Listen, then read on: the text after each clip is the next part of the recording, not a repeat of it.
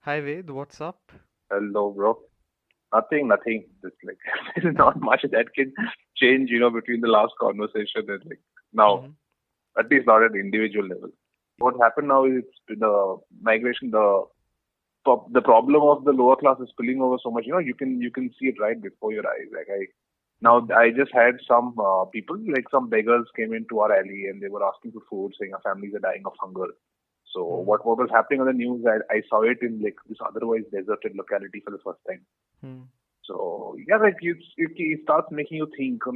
So on one hand, the news we're getting these things are finally turning positive, perhaps for the migrant laborers and people who are like stuck in like bad circumstances during Mm-hmm. this entire episode. Yes. So like while progress is being made there, suddenly for the first time I am seeing the negative aspect of the lockdown in front of my own eyes. Mm-hmm. It makes you start thinking, like what really is progress? Does it should happen in front of you, and what you see in front of your eyes, is that progress? Mm-hmm. Or like are the indices and the news and the real and the metrics and the heavy metrics which the government shows you, is that progress? Yes. And I It's a think difficult choice. yeah, this Yeah. is a sort of existential question, isn't it? Because Mm, for a long time, at least since the 21st century began and with the rapid growth of mm, technology and information, there has been this mm, sort of wide overarching debate in intellectual circles that is the world really getting mm, better? And I think even though now we are living in the midst of a pandemic, and Arundhati Roy made a brilliant analogy. She said that the pandemic is like an mm, X-ray that exposes the bare bones of the yeah. system being the Mm, the body of the world, and that has shown the mm, systemic flaws that have been existing. Yet there is a very mm, strong case to be made that with or without COVID-19, the world is actually a mm, better place than it was 50, 100, 200, 300 years ago. And mm, the argument for that is primarily premised on quantifiable metrics of progress. So, indices of human mm, development like poverty, like mortality rate, mm, like equality, mm, that is the sort of mm, scaling down of the wage gap between men and women, mm, and literacy rate and stuff like that.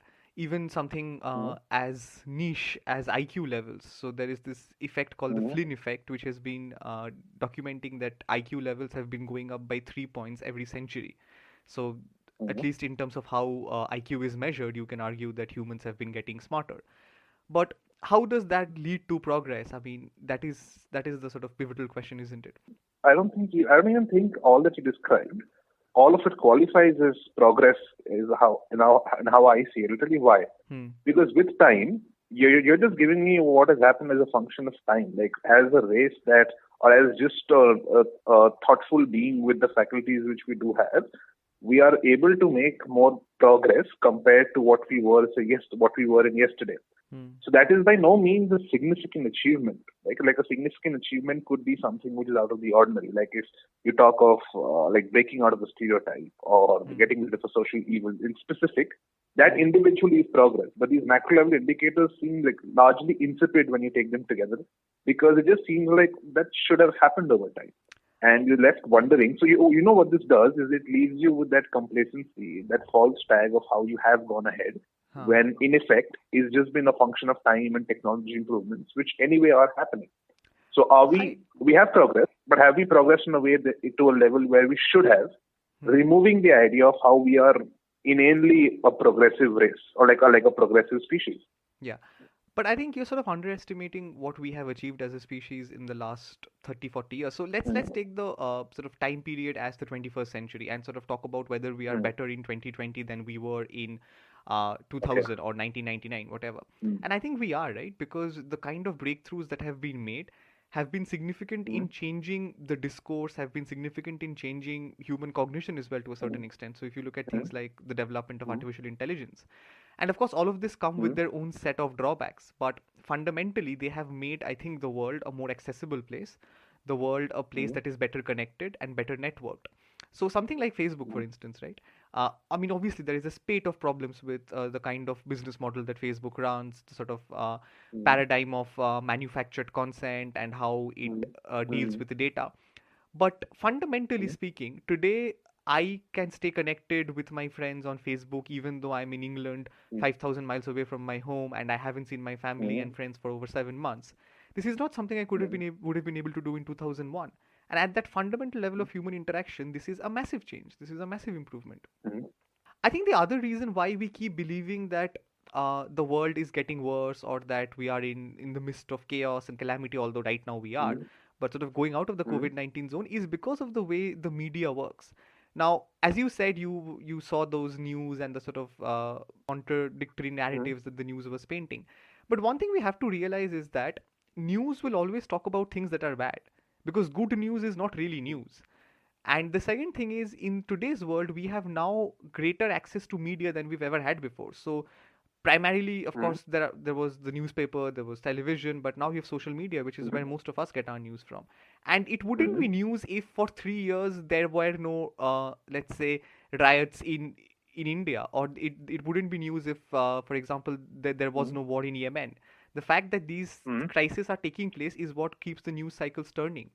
And I think that's where Mhm. we have to arrive at this fundamental ambivalence of modern civilization, which is, I think, Mhm. things are bad, but they are getting better. Mhm. Things are still No, so bad. I agree Yeah. with that, right? No, Hmm. so in no way am I trivializing the progress we have made, right? So it's undeniable. Like I said, socially, like some things which you must celebrate, breakthroughs in technology. Hmm. Facebook is one of them. I don't think these are things I can discount like, by any like stretch of imagination. Yeah. What I am saying is there is no way to judge whether these breakthroughs are sufficient for us to say that we have done as much progress as was needed or we should, given what the situation was like in the 1980s or 90s. Like, Hmm. is it good enough for us to say we have progressed, or is it just a function of time? Like, given that the faculties were developing, the tools we had at our disposal was developing, and like progress was being made in that direction.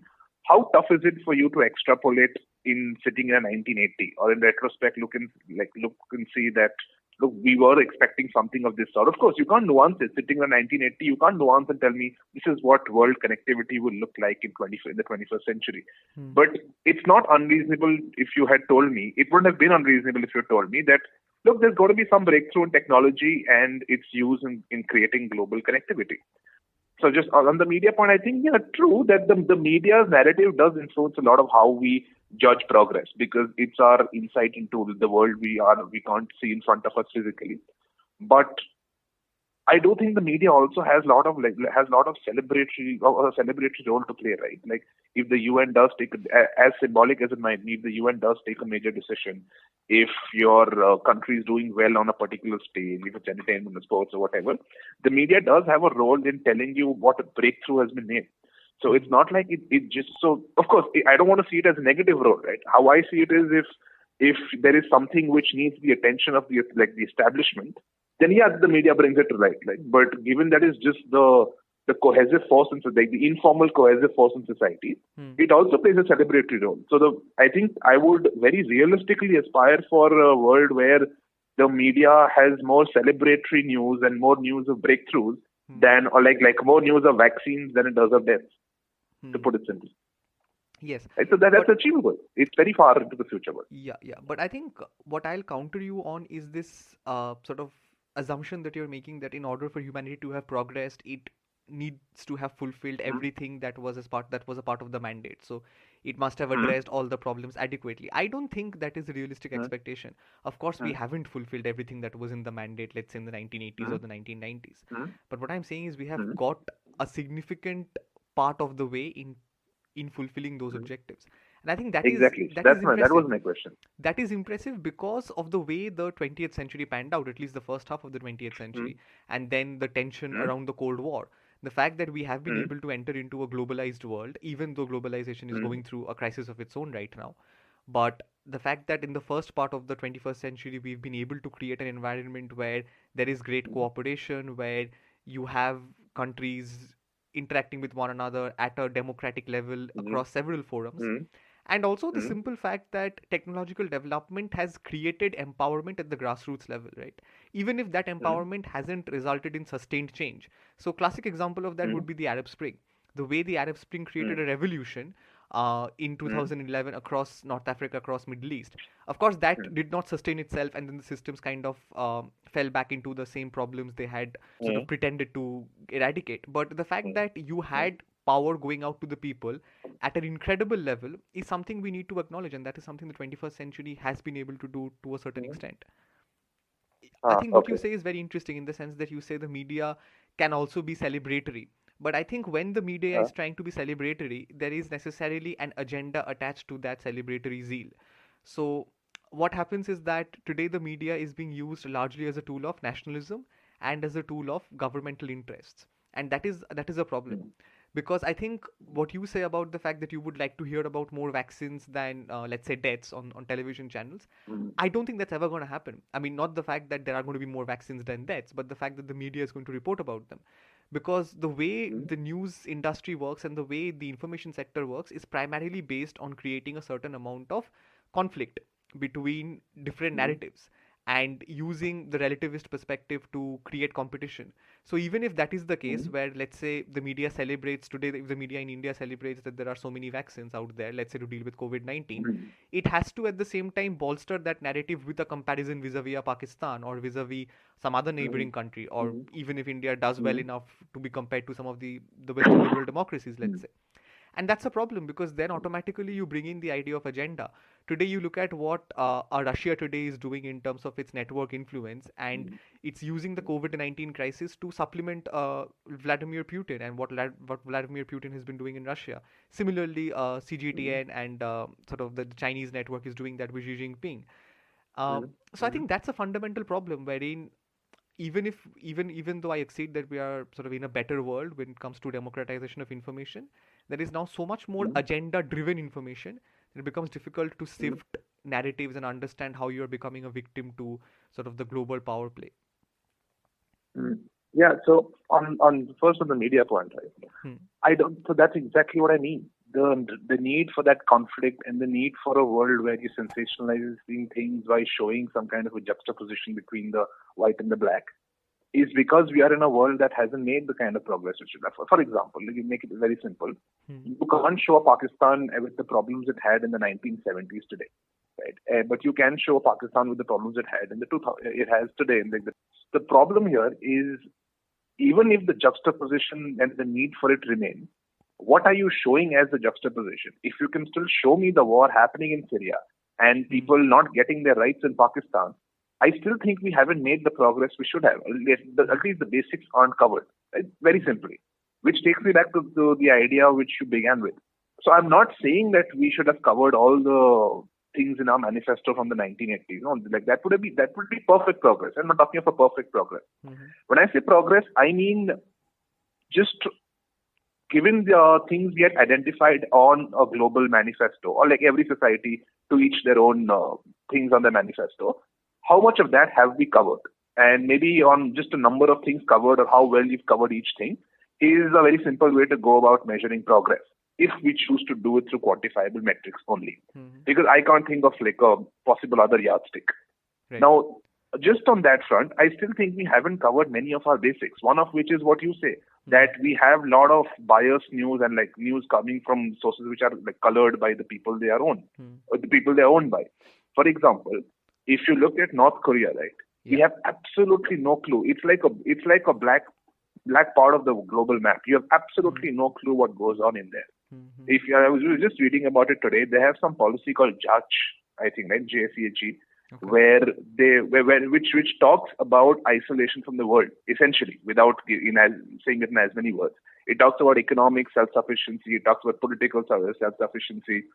Hmm. It talks about giving all up to that one Kim family, even though they call themselves democratically elected. It literally justifies why North Korea doesn't have an opposition on the electoral rolls for the candidate that's being elected, Hmm. which basically means there is no election, right? There is one candidate, and you better go and vote for them, and Hmm. that candidate is decided by the existing rulers. Yeah. Now that information trickles out to us. Like the idea that there is malnourishment trickles out to us. Hmm. But why there is this contradiction of Kim having major supporters, Kim Jong Un, and being cheered on by people, and yet leaving his people in malnourished states, is very funny. We don't know why exactly he has people support and why he also doesn't, and why he's bad to the people and yet good to the people, right? Hmm. We in our very like West-driven media have very little idea what goes on within North Korea's territory. Yes. and where it draws these things from. I think that is a problem. Yeah. If we talk just about the media industry and the news industry and how we want it to be connected and how we want information to be clear and transparent, if we were in the 1980s, that is a lapse. In Pakistan, right, like the army still controls large parts of decision making. Right, and like there's a Maulana who sits with Imran Khan and says, "Oh, women cause like bro, this happened just last week, right? There's a Maulana who said on TV sitting next to Imran Khan that the women cause COVID-19 because they wear short clothes, right? Something to that effect. So, and you still don't know who calls the shots in Pakistan. Like there are so many information gray areas that it's scary to imagine we're in the same world as a US or a Russia or even an India in some parts. Yeah, and I think that lopsidedness itself is proof we haven't progressed. Fair enough. But I think the very fact that we are now assuming that right to genuine and accurate information forms a part of the paradigm of progress is indicative of the progress we have made as a species.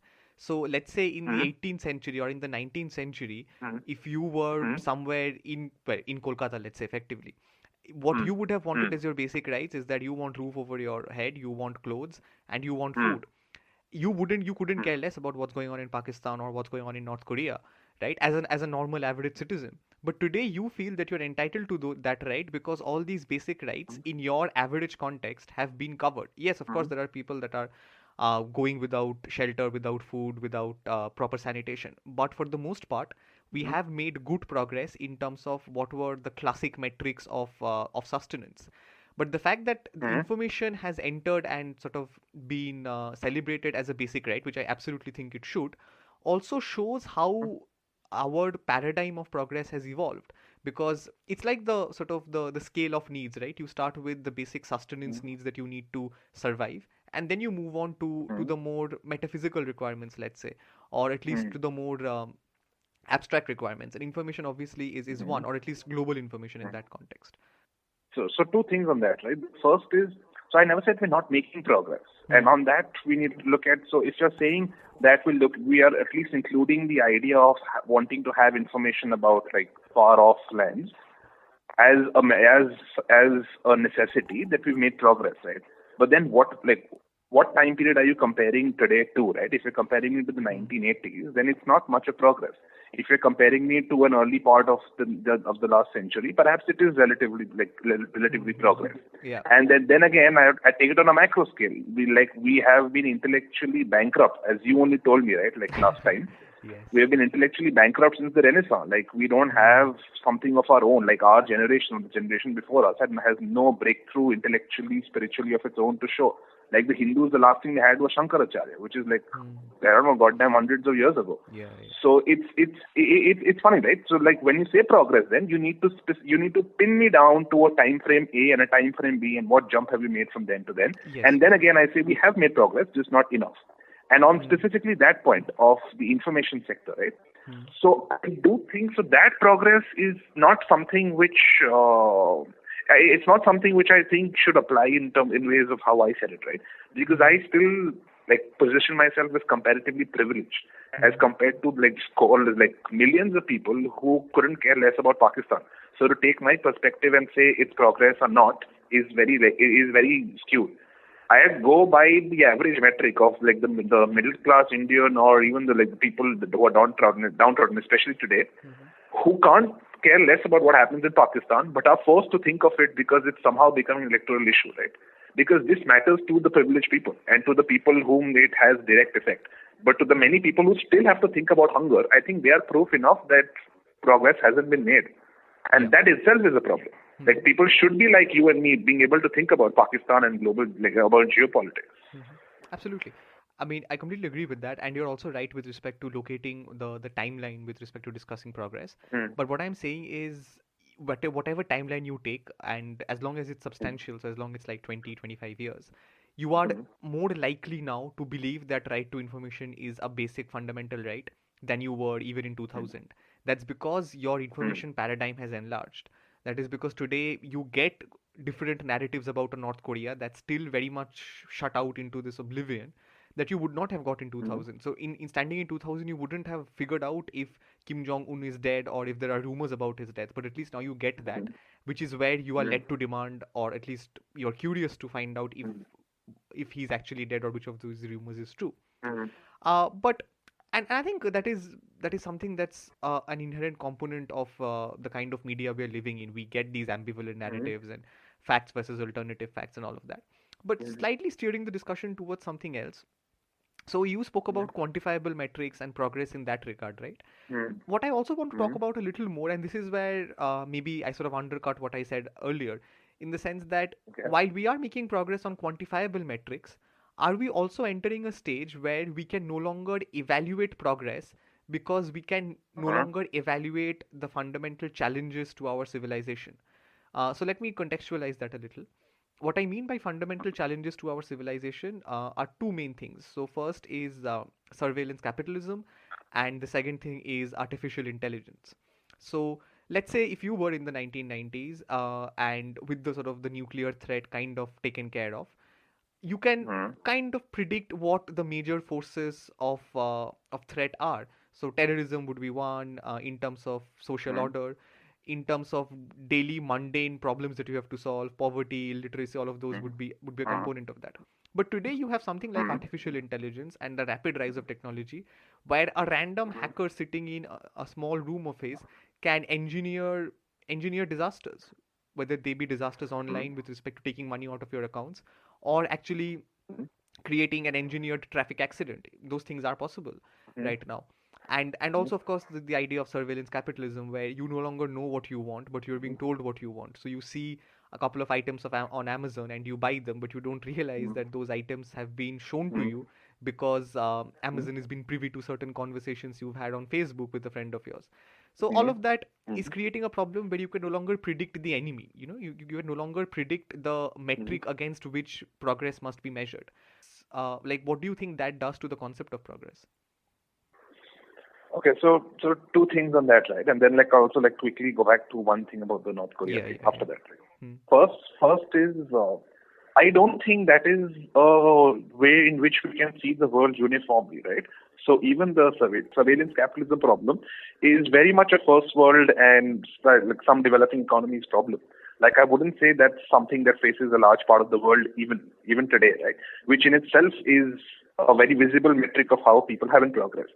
On the more macro question, I think when you're talking about people, when you're talking about the ability to identify an enemy, I think it's different from and not necessarily related to being able to identify yardsticks for progress.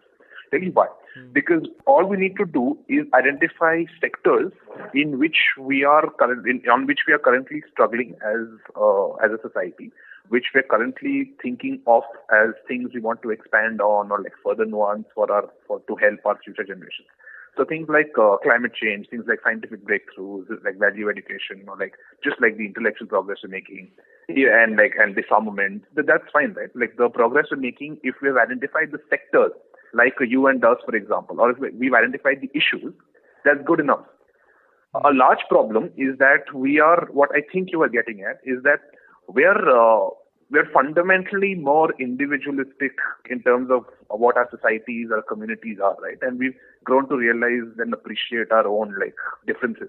Like we're no longer half a world, half colonized by European nations.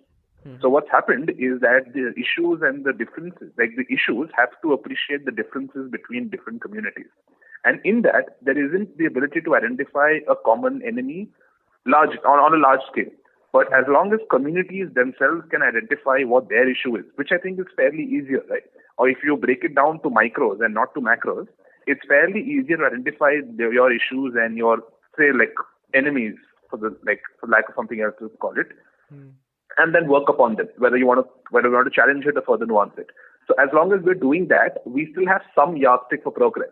And then the question shifts for these people to how to measure what progress they're making, right? Like which any company will do. Can they set targets and then measure the deviations from them?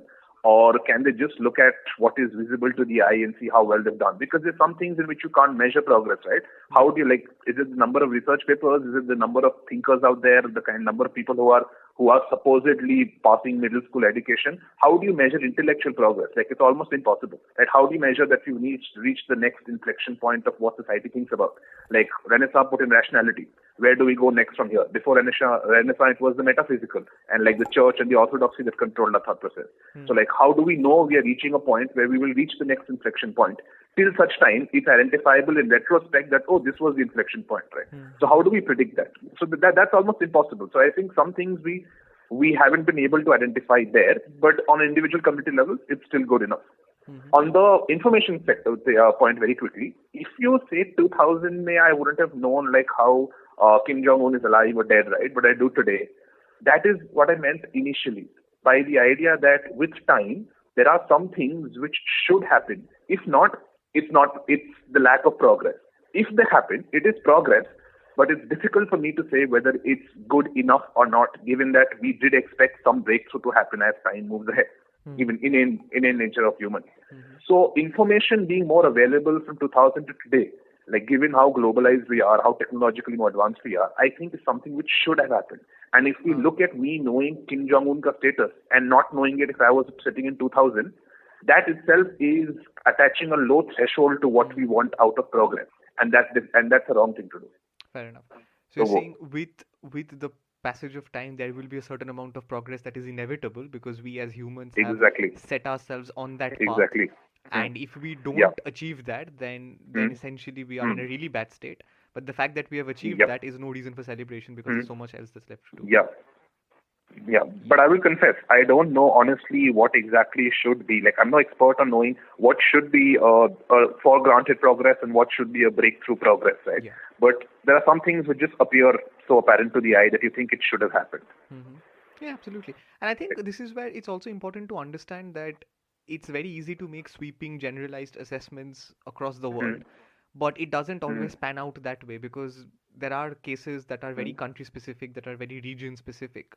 And we have to address that situation. So if you look at, for example, the East, I mean, the East has been rising fairly strongly, and there were several predictions start of the 21st century that this will be the century of Asia, rightly or wrongly. But the fact that that prediction came into being is a direct product of the East doing a significantly greater job than perhaps was expected of it.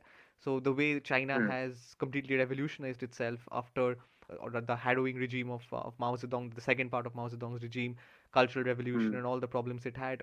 And now today it is poised to overtake the United States on a number of parameters. So that's one aspect. Even you look at how South Korea has revolutionized itself, the rise of Singapore and to a certain extent Taiwan as well.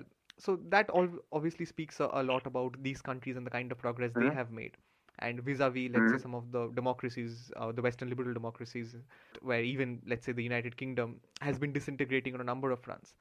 So I think the other question that I'm sort of tempted to ask, and nowadays when we were talking about development models and sort of the metrics of progress, there are usually two paths that are created, rightly or wrongly again, but two paths that are created.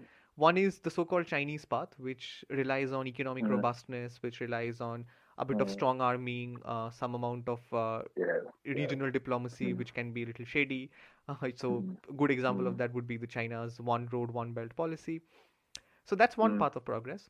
And then there is the other path of progress, which is, let's say, the American path of progress, before Donald Trump, that is based not only on a certain amount of what is perceived as benevolent neo-imperialism, that America is helping countries out by its association with other countries, but also a great amount of cultural capital. So the way America has perceived what should be the right culture or what should be modern culture, and then exported that to countries across the world through Hollywood, through television shows. So in between these two paths of progress, and of course the American path is also based on celebration of virtues such as freedom, liberty, and all of that, right? So do you think that somewhere down the line we have been caught at crossroads, standing in 2020, especially given that just before the pandemic broke out, there was this huge tussle between the US and China, which had been going on for months. So do you think we are at a crossroads now where we need to learn how to synthesize these two models instead of saying that no, there is only one way to progress, and depending on your ideology or bent of mind, you choose whether it's the Chinese way or the American way? Oh no, so I think there can never be that just one way to progress, right? I'd like still stand by the idea that it's community specific, but like to nuance further.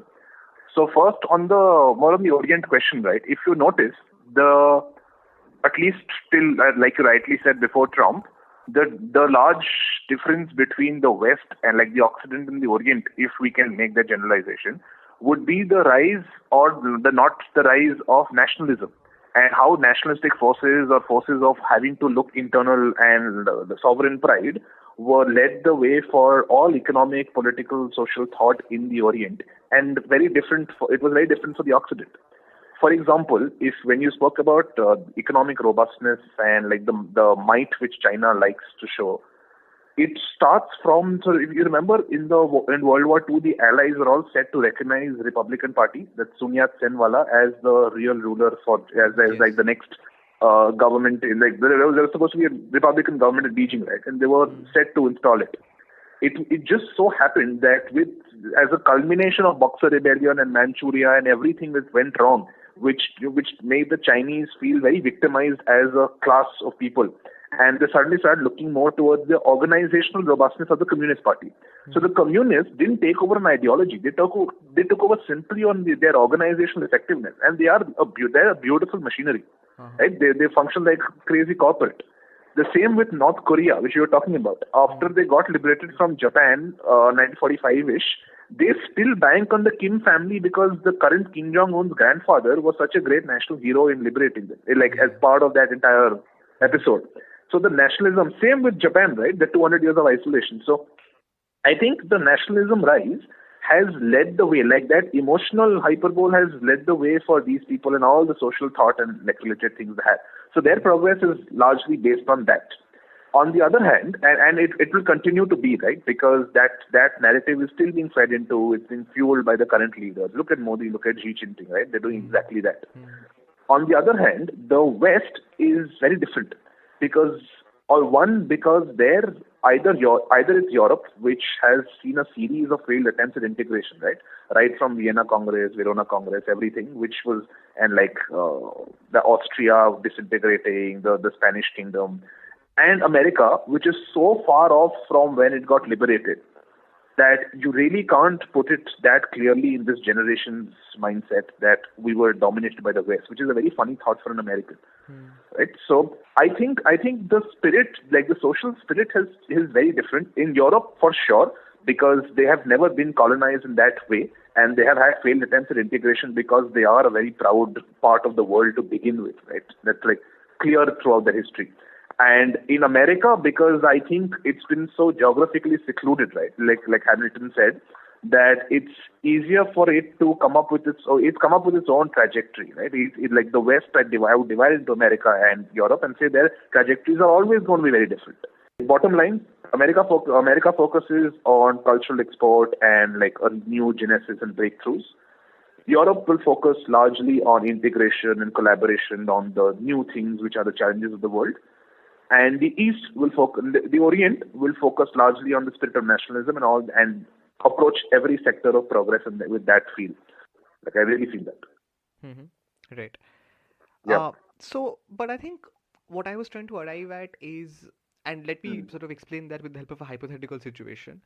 And of course, this is not to create a US-China binary. It's just a question that fascinated me in terms of thinking about what progress really constitutes.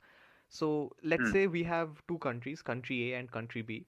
In country A, you have 100 people, and you can guarantee 75% of those people sustaining themselves with basic requirements, as along with the freedom of speech, along with the Western ideals of liberty that we've come to understand them as. But you can't provide 100% sustain, so there will be 25% of the people who will perish for whatever reason. And then you have country B, where you can guarantee, let's say, 95 to 97% of sustenance and provision of basic resources. But you can't provide those civil liberties and freedom of speech and, let's say, freedom of the press and criticism of the government, all of that. So which of these models would you opt for? Or rather, let's say, which of these models would you consider as more progressive? I don't think it's possible to like pin it down to either, right? I'll tell you why. Because I don't think the world is ever going to have to make such a choice. Progress and the way we approach our social problems is far more nuanced and widespread than just the binary of like providing basics and the rights, right? and that it must. I think it's a false binary that one must come at the cost of the other.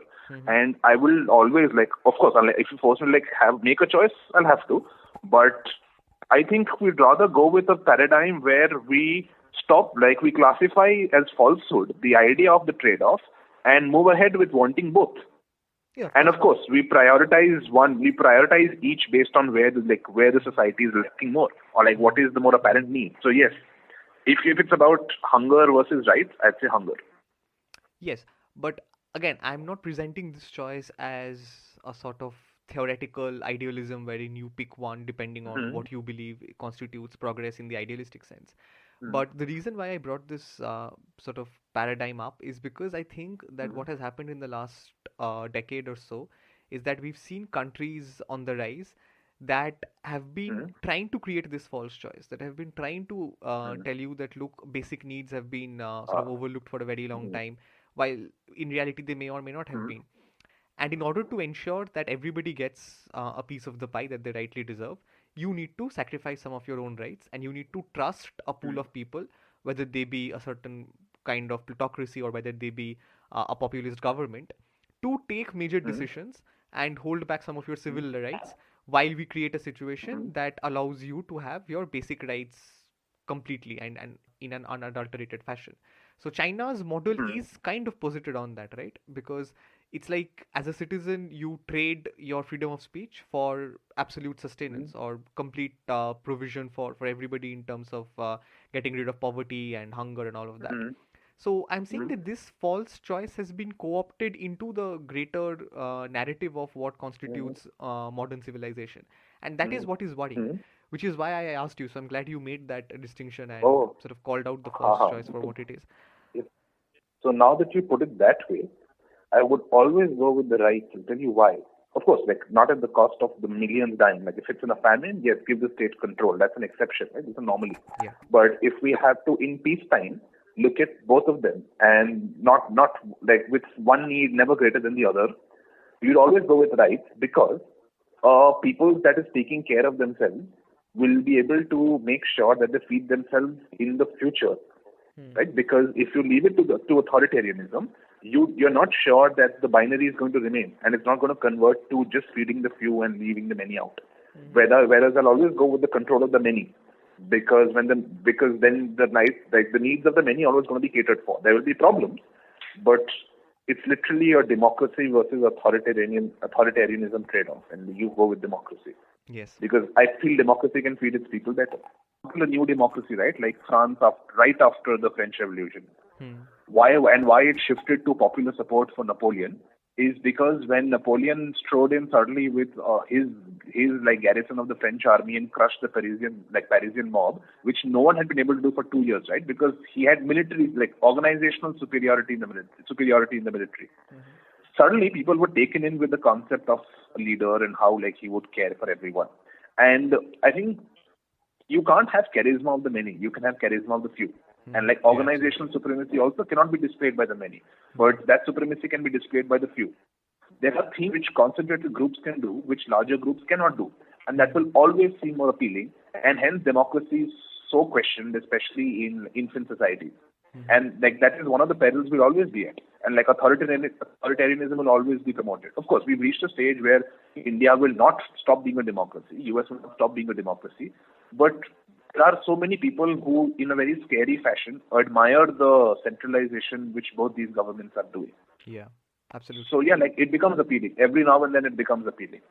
Yes, and this sort of appeal of authoritarianism, this select group of heroes and charisma of the few, as you talk about, Mm, is a lure that a lot of countries have fallen to, which is why a lot of countries which became independent in the wake of the recession of colonization mm, could not meaningfully mm, hold on to their independence.